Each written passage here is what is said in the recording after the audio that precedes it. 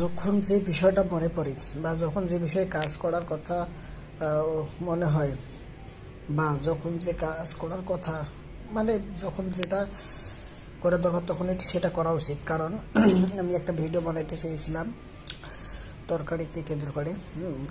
বাসায় তরকারি আবার বোর্ডে হোক বা আমার মায়ে হোক বা মনোযোগী যখন হয় রাঁধতে তখন সেই তরকারিটা ভালো হয় না। আবার যখন মনোযোগ দিয়ে রাঁধতে সেই তরকারিটা অনেক ভালো হয় বলে আমি মনে করি।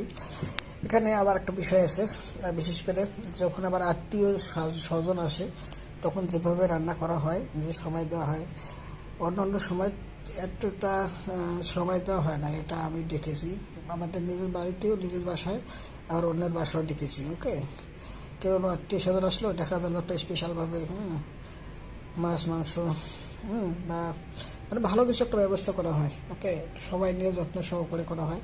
আর ওই তরকারিটা আবার অনেক মজা হয়, তখন যে আয়োজনটা করা হয় ওইটা অনেক আনন্দ মুহূর্ত হয়।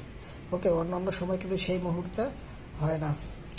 তো আমি একটা ভিডিও বানাতে চেয়েছিলাম এরকম, যে অন্যান্য সময় অমনোযোগী হয়ে রাঁধতে পারছে, অন্য সময় এরকমটা ভালো হয় না। তবে আজকে রাঁধছিল আমার বোনে, আমাদের বাসায় ছিল, সে তার আমার বাসায় যাবে, ভালো কথা।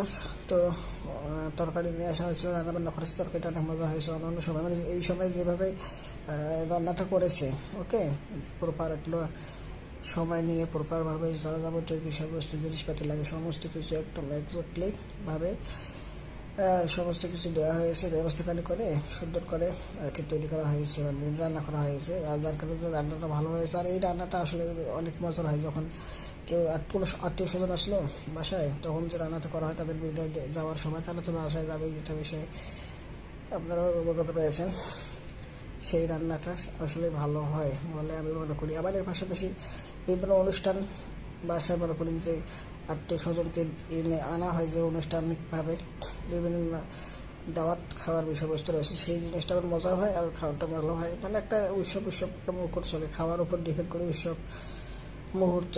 ওকে, তো আবার আপনাদের এই বিষয়ে কি মতামত কমেন্ট করে জানাবেন। ভিডিওটা লাইক দেন, চ্যানেলটা সাবস্ক্রাইব করুন, আর একটা সাবস্ক্রাইব করে সম্পূর্ণ ভিডিও দেখার জন্য আপনাকে জানাচ্ছি অসংখ্য ধন্যবাদ। Thank you, very good done, bye. হে বাল্লে বাল্লে।